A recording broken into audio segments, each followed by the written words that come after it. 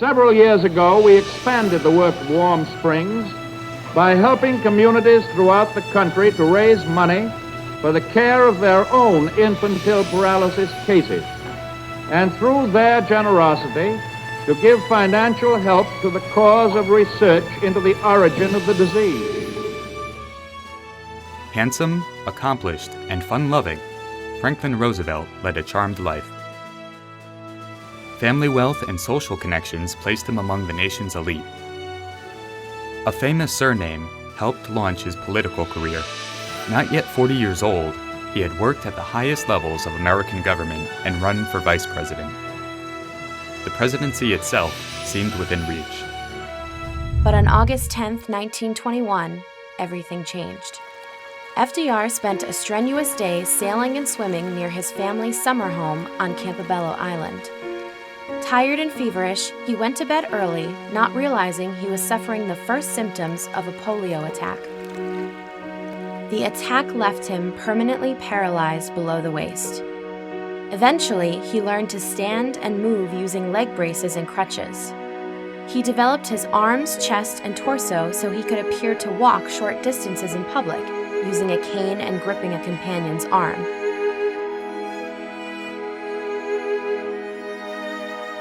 Much of the therapy that led to these accomplishments took place at a center for treatment of polio patients that FDR established in Warm Springs, Georgia in 1927.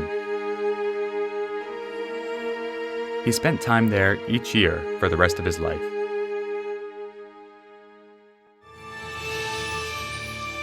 In 1934, FDR began using the occasion of his birthday to encourage Americans to support the Warm Springs Foundation with elaborate parties held each January.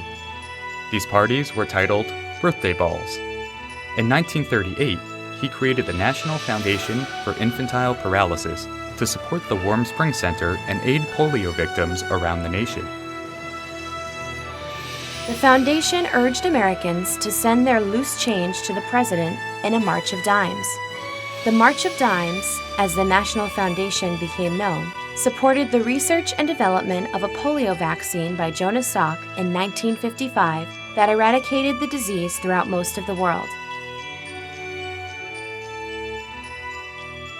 The March of Dimes continues today and focuses on preventing premature birth and birth defects in babies born in the United States and around the world. Millions of babies and their families have benefited from the work of the March of Dimes since FDR created it over 3/4 of a century ago.